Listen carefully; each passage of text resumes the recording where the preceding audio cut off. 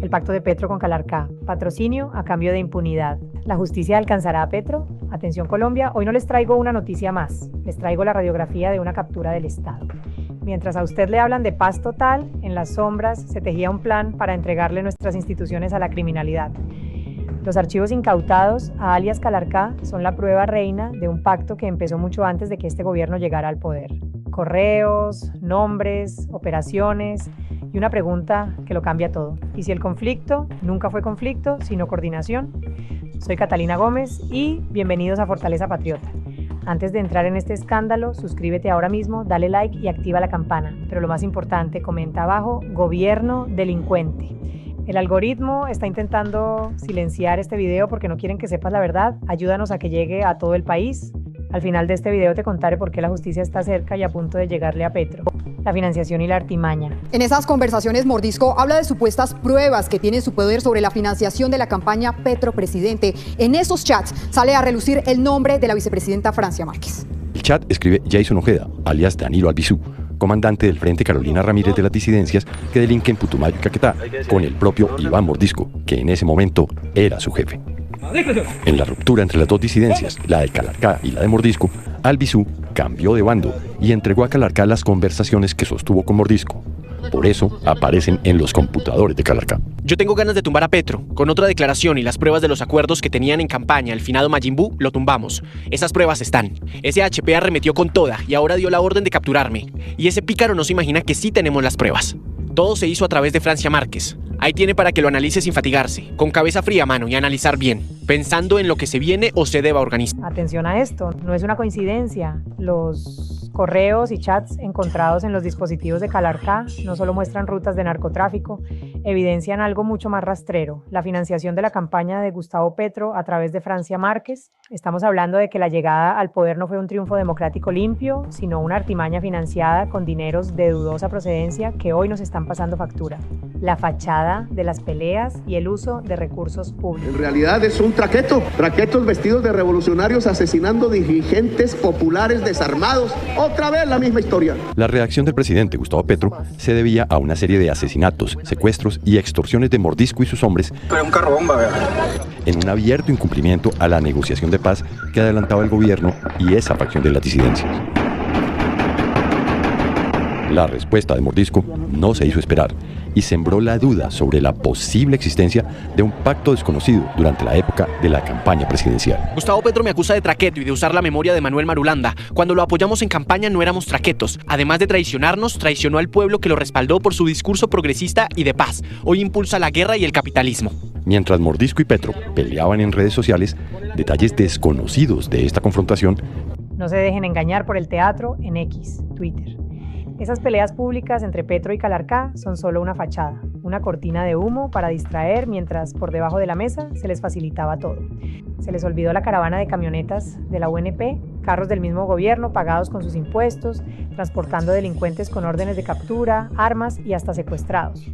Los acuerdos de paz no son para buscar la tranquilidad del país, son el freno de mano que Petro le puso a la justicia para que no capturaran a sus aliados.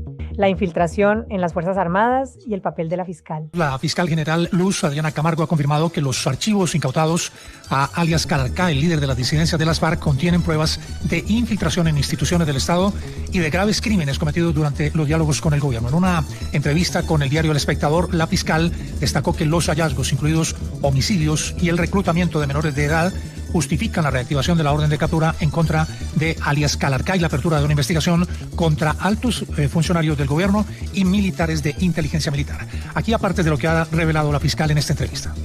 Lo que se refiere a reiterar la solicitud de que se levante la orden de captura tiene que ver con hallazgos, con cosas que pudimos ratificar de la información que reposaba en los computadores y en los teléfonos celulares que fueron incautados cuando se hizo esa caravana, que fue la que deja un poco lo que sale en el canal Caracol, que sobre eso no se había trabajado, que tenía que ver con las relaciones del grupo con un general y con una persona de la Dirección Nacional de Inteligencia. Es una investigación que estamos trabajando la delegada ante la Corte. La fiscal general también ha señalado que tras la extracción de la información se comprobó la existencia de hechos graves asociados con alias Calarcá, algunos ya revelados en un medio de comunicación en un informe especial. Esto es lo que dice la fiscal. Hacer la extracción de toda esa información y efectivamente pudimos comprobar que hay hechos muy graves asociados con alias Calarcá, que de hecho algunos de ellos fueron revelados por ese medio de comunicación en ese informe especial y que nosotros hemos podido corroborar que son ciertos, que tienen que ver con hechos de homicidios que habría encargado y que pues resultan conductas muy muy graves como para estar sentado en una mesa de negociación.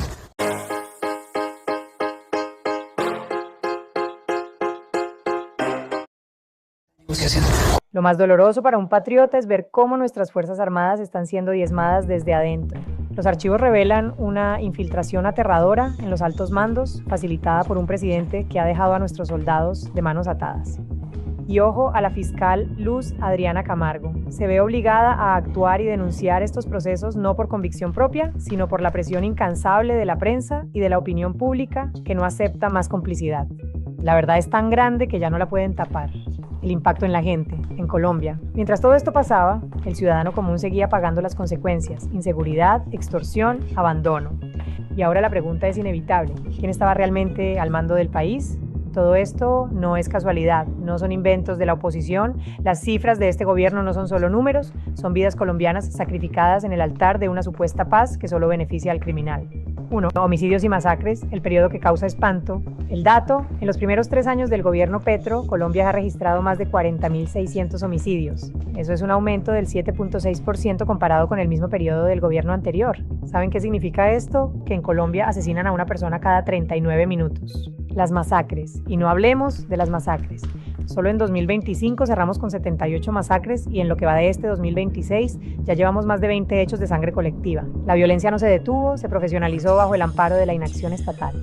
2. Narcotráfico, récords históricos. La cocaína. Mientras Petro pelea con las estadísticas, la ONU es clara. Colombia alcanzó un récord histórico de 261.000 hectáreas de coca y una producción potencial de 3.000 toneladas de cocaína en el último año, un aumento del 12.6%. La consecuencia: ¿y quién controla ese negocio? Los mismos que aparecen en los archivos de Calarcá. El narcotráfico es la gasolina de esta guerra y el gobierno le quitó el extintor a nuestras Fuerzas Armadas, reduciendo la erradicación hasta en un 70%. El secuestro y el confinamiento: volvimos a los 90. Secuestros: más de 590 personas secuestradas en lo que va de este mandato.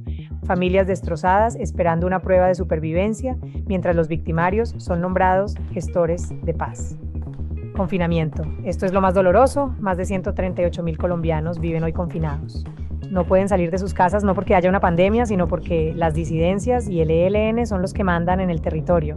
El desplazamiento forzado y el confinamiento se han triplicado en varias zonas del país.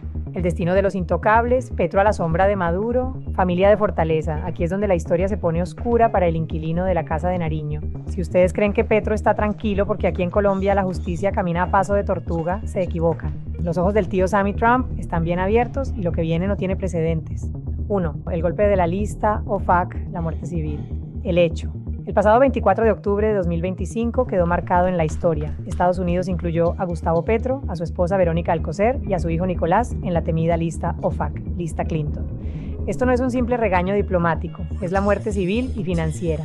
Los acusan directamente de ser facilitadores del narcotráfico que está inundando las calles norteamericanas. La conexión. El Departamento del Tesoro fue claro: bajo este gobierno, la cocaína alcanzó récords históricos y se le han otorgado beneficios a organizaciones narcoterroristas bajo el disfraz de gestores de paz. 2. Las fiscalías de Nueva York en acción. La primicia. Pero hay más. Este marzo de 2026, el New York Times y otros medios internacionales confirmaron que 2 fiscalías federales, Manhattan y Brooklyn, tienen expedientes abiertos contra Petro.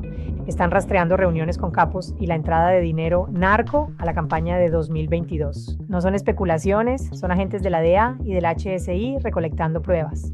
3. Grilletes en el horizonte. El análisis. ¿Puede Petro terminar como su amigo Nicolás Maduro o como el hondureño Juan Orlando Hernández? La respuesta es un sí rotundo. La justicia de Estados Unidos no reconoce fueros presidenciales cuando se trata de narcotráfico internacional. Si las investigaciones de Manhattan concluyen que Petro fue el facilitador principal del flujo de droga hacia el norte, el paso siguiente es una acusación formal, indictment, y un pedido de captura internacional. La reflexión: a Maduro ya le pusieron precio a su cabeza, a Petro ya le pusieron el ojo en sus finanzas. La historia nos ha enseñado que a los aliados del narco la justicia les llega tarde, pero les llega desde el norte. ¿Será que veremos a Petro compartiendo pabellón con aquellos a quienes hoy protege? Todo está muy evidente y cada consecuencia apunta a que sí. Si veremos a Petro vestido de naranja. Voces en contra. Y mientras el gobierno intenta controlar el relato, distintas voces en Colombia y fuera del país ya han encendido las alarmas. No estamos hablando de cualquier oposición. Estamos hablando de figuras con peso político, jurídico y mediático que han advertido sobre el peligro de negociar con estructuras criminales y de abrirle la puerta al narcotráfico desde el poder. María Fernanda Cabal, la senadora. María Fernanda Cabal ha sido una de las voces más contundentes denunciando lo que ella llama la entrega del país a los criminales. En múltiples intervenciones ha señalado que la llamada paz total no es más que un mecanismo para dar impunidad a grupos armados. Abelardo de la Espriella. Por su parte, el abogado Abelardo de la Espriella ha sido aún más directo. Ha denunciado públicamente que el gobierno de Petro tiene una relación permisiva con estructuras criminales y ha cuestionado el origen de recursos en la política.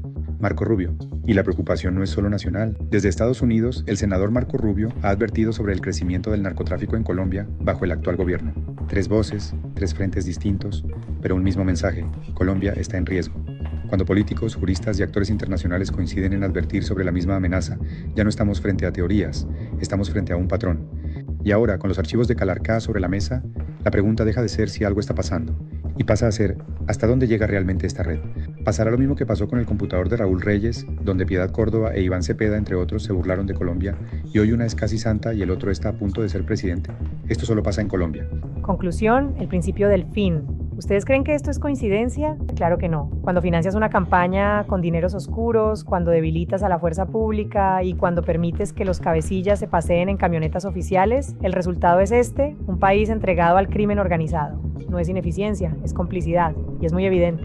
Colombia, la justicia interna puede estar diezmada, pero la justicia internacional está armando el rompecabezas. ¿Ustedes qué creen? ¿Llegará el día en que veamos al mandatario rindiendo cuentas ante un juez en Nueva York? Los leo abajo en los comentarios. Compartan este video en todos sus grupos de WhatsApp y Facebook.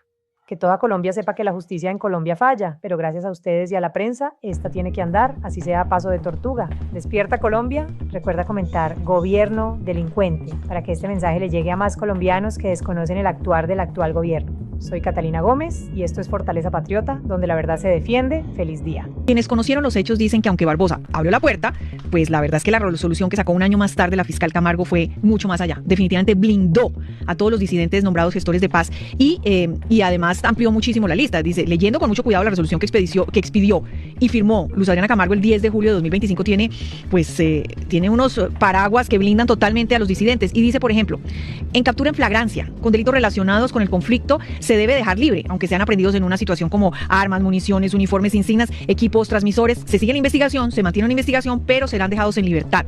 Ahora, hay que decir que obviamente la suspensión de Barbosa era para 2, 3 personas, la de la señora Camargo llegó a más de 100. Así que, pues sí, eso es un pimponeo, uno abrió la puerta, que hay que decir por orden del presidente, y la cosa ha seguido hasta el punto en el que estamos, ¿no? En el que estamos, el señor Calarcá tomando órdenes y decidiendo sobre temas de inteligencia nacional. En esas estamos.